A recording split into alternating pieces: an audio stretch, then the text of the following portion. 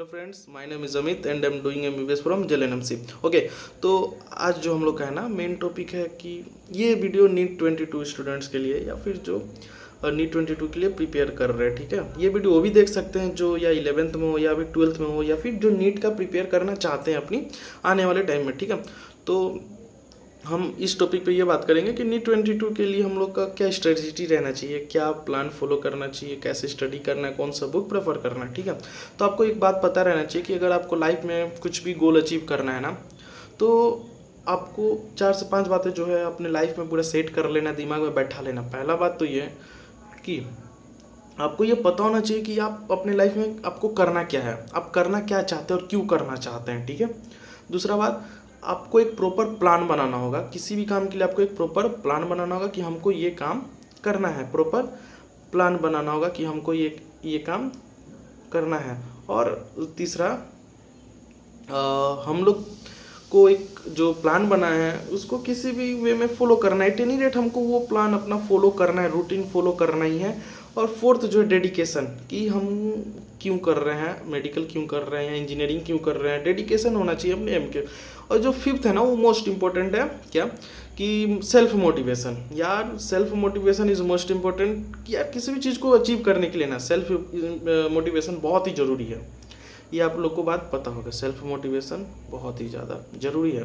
ठीक है, तो चलिए आगे बात करते हैं जो नीट 22 के लिए हम लोग को क्या करना चाहिए, कैसे पढ़ना चाहिए, हम लोग का प्लान क्या होना चाहिए, कौन सा बुक प्रेफर करना चाहिए। ठीक है, तो अभी नीट 22 के लिए अप्रॉक्स 9 या 10th मंथ बचे हुए हैं। तो ये भी कोई टाइम मतलब ज़्यादा नहीं है ना कम भी है, हम ये नहीं बोलेंगे कि बहुत टाइम बचा हुआ है।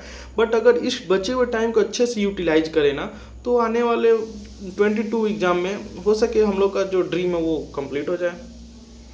ठीक है, नीट क्रैक हो जाए। ठीक है, तो आप अच्छे से ये जो बाकी लेफ्ट 9 से 10 मंथ है आप उसको अच्छे से यूटिलाइज कीजिए। ठीक है, तो चलिए आगे बात करते हैं हम लोग का जो प्लान है वो कैसा होना चाहिए। तो हम लोग ये जानते हैं कि 11 12 मिला के टोटल फिजिक्स केमिस्ट्री बायोलॉजी के 96 97 98 चैप्टर्स है। ठीक है, तो 98 चैप्टर्स है। और हम लोग ये भी जानते हैं कि 98 चैप्टर्स जो है उसमें हम लोग का मोस्ट इंपॉर्टेंट एनसीईआरटी आ जाता है। ठीक है, तो पहला हम लोग को फिजिक्स केमिस्ट्री बायोलॉजी का एनसीईआरटी देखना है। और ठीक है, एनसीईआरटी देखना है और हम लोग को एक प्लान बनाना है। ठीक है, कि आज सुबह ये स्टडी करना है, शाम को ये स्टडी करना है या फिर नून में ये स्टडी करना। हम लोग को एक प्रॉपर प्लान होना चाहिए। ठीक है, ठीक है, प्रॉपर प्लान होना चाहिए। तीसरा, रिवीजन। जैसे आज आप रिवीजन कर लिए, मतलब आप जैसे आप एक कंप्लीट किए लिविंग वर्ल्ड, बायोलॉजी के लिविंग वर्ल्ड कंप्लीट किए, तो आप ये नहीं कि बायोलॉजी अगर आप एक बार रीड कर लिए तो आपको दिमाग में हमेशा बैठे रहेगा। नहीं, बायोलॉजी क्या है ना, बायोलॉजी आपको आपसे रिवीजन मांगता है। अगर आप बायोलॉजी को अच्छे से टाइम दे रहे हैं, रिवाइज कर रहे हैं, तो आप जरूर बायोलॉजी में 360 में आप एनसीईआरटी के थ्रू 320 30 या 40 मार्क्स क्वेश्चंस कर पाएंगे। ठीक है, अचीव कर पाएंगे नीट एग्जाम में। तो बायोलॉजी को आपको टाइम देना पड़ेगा, रिवाइज करना पड़ेगा ऑलवेज। ठीक है, और फोर्थ बात क्या है ना, क्वेश्चन प्रैक्टिस। जैसे मान लीजिए हम कोई चैप्टर कंप्लीट किए, ठीक है, चैप्टर कंप्लीट किए, तो यार क्वेश्चन प्रैक्टिस भी करना है। क्वेश्चन प्रैक्टिस से क्या होगा ना, चैप्टर कंप्लीट किया, क्वेश्चन प्रैक्टिस किया, तो हम लोग के दिमाग में आएगा कि हाँ इस टाइप से क्वेश्चंस आते हैं एग्जाम में, इस टाइप के क्वेश्चंस आते हैं एग्जाम में। और हम लोग मोटिवेट भी होंगे इससे, क्योंकि हम लोग से क्वेश्चन सॉल्व हो पा रहा है। ठीक है, तो क्वेश्चन सॉल्व करने से पहले ना, जैसे जो चैप्टर के क्वेश्चन सॉल्व हम करने जा रहे हैं उससे पहले उस चैप्टर को अच्छे से रीड कर लो, एक बार 2 बार 3 बार रीड कर लो। ठीक है, तब आपसे क्वेश्चन सॉल्व होंगे और आप बहुत ही ज़्यादा मोटिवेट भी होंगे कि यार आप क्वेश्चन सॉल्व कर पा रहे हो। ठीक है, तो आगे देखते हैं। हम लोग का क्या हो गया, रिवीजन मोस्ट इम्पॉर्टेंट है। दूसरा, एक प्लान होना चाहिए। एनसीईआरटी के बाहर अगर हम लोग जाते, ठीक है, और मान लीजिए बहुत बच्चे जो अपना कुछ इंस्टीट्यूट भी ज्वाइन किए होंगे, तो ठीक है, तो इंस्टीट्यूट ज्वाइन किए होंगे तो फिजिक्स केमिस्ट्री और बायोलॉजी के लिए जो भी वो क्लास में हो रहा है आप उसको अच्छे से अटेंड कीजिए, अच्छे से समझिए। डाउट है सर से क्लियर कीजिए, या फिर आजकल सबके पास तो स्मार्टफोन होता ही है, तो फिर यार आप स्मार्टफोन का यूटिलाइज कीजिए अच्छे वे में। ठीक है, और कुछ भी डाउट हो आप क्लियर कीजिए, या फिर आप मेरा हेल्प ले लीजिए, हम भी हेल्प कर देंगे। तो जो बच्चे इंस्टीट्यूट में हैं अभी, ठीक है, उनके लिए भी ये बेटर है क्योंकि आप एनसीईआरटी घर में तो कर ही लोगे, ठीक है, और बाकी जो एक्स्ट्रा नॉलेज आपको आपके इंस्टीट्यूट से मिल जाएगा, ठीक है, और इंस्टीट्यूट के जो मॉड्यूल है आप उसको अच्छे से फॉलो कीजिए, ठीक है, और आप एक ऐसा बुक ले लीजिए जो फिजिक्स या केमिस्ट्री के जिसमें बहुत सारे एमसीक्यूज रहते हैं, या फिर एमटीजी फिंगर टिप्स ले लीजिए, फिजिक्स के ले लीजिए, केमिस्ट्री के ले लीजिए, या फिर बायोलॉजी के ले लीजिए। सबसे मोस्ट इंपॉर्टेंट क्या है ना, आप जो 32 ईयर्स या 33 ईयर्स हो सके नीट 22 में 32 33 या 34 ईयर्स का बुक आता है एक दिशा का, ठीक है, ये कोई पेड प्रमोशन वीडियो नहीं है, ठीक है, याद रख लीजिएगा।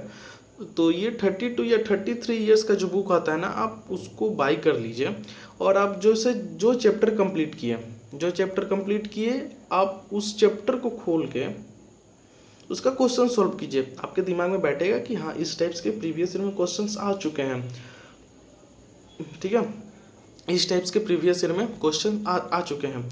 और मोस्ट इंपॉर्टेंट क्या है ना कि आप जैसे फिजिक्स केमिस्ट्री बायोलॉजी कर रहे हो तो आप सबसे पहले उस चैप्टर्स पे फोकस कीजिए जो ज़्यादा वेटेज है, जिसका ज़्यादा वेटेज है, या जिससे ज़्यादा मार्क्स आप गेन कर सकते हैं, जो ज़्यादा मार्क्स कंटेन करता है। 1 मिनट,